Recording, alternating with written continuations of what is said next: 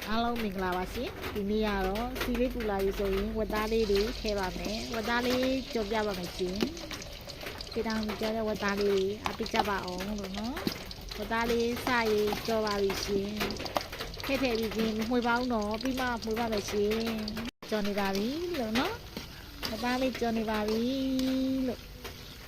ဆက်ကြပါအောင်ဝတ်သားကြော်လေးပါဆက်ကတော့ခပြောဒီလေးမာမီမာပါအတွက်မင်းခတော်လေးကြော်လေးပါလို့ကဲဒါဝတ်သားကြော်လေးရပါပြီရှင်ဝတ်သားကြော်လေးရပါပြီဆက်ကြပါဦးပြီးတော့ဝတ်သားလေးနဲ့ချက်ပါမယ်ဗာမပစ္စည်းရညှစ်ချင်းလေးရယ်ဝတ်သားလေးရယ်ငယ်သည့်အကျန်းဘက်လေးရယ်စနစ်ပုံလေးရယ်ငပီလေးရယ်ကျွတ်တုံဖြူအနီလေးရယ်ဗာမမယ်စတင်ရချက်ပါပြီစီစူးလာပြီဆိုရင်ကျွတ်တုံလေးငယ်သည့်ထည့်ပါပြီထည့်ပြီးကျွတ်တုံလေးထည့်ပါပြီ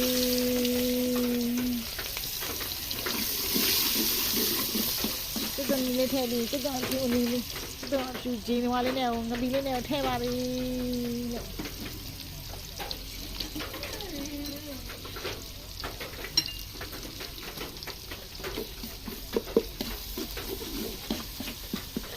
ကြပါမယ်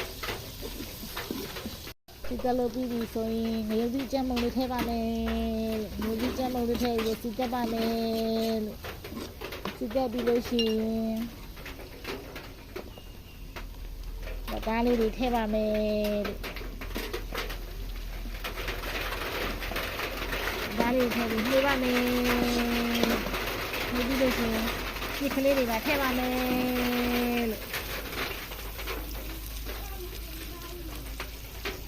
ဒီကလေးထည့်ပြီးတော့မှွေပါမယ်လို့ကစ်ချင်လေးနဲ့ဝတ်သားလေးနဲ့ကြောမှာပါလို့ဒီကလေးထည့်ပါပြီလို့မှွေပါမယ်လို့မှွေပါမယ်ဒါလေးမှွေစားလေးရယ်ခင်းခက်ပုံလေးရယ်စပတ်ပုံလေးထည့်ပြီးတော့မှွေပါမယ်လို့မှွေပြီးရေလေးနည်းနည်းထည့်ပါမယ်ရေထည့်ပြီးလို့ရှိရင်အဖုံးလေးအုပ်ပြီးတော့ပြထားပါမယ်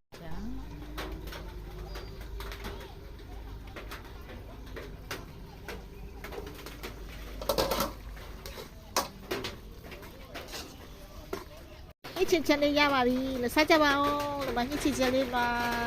ဆက်ကြပါဦး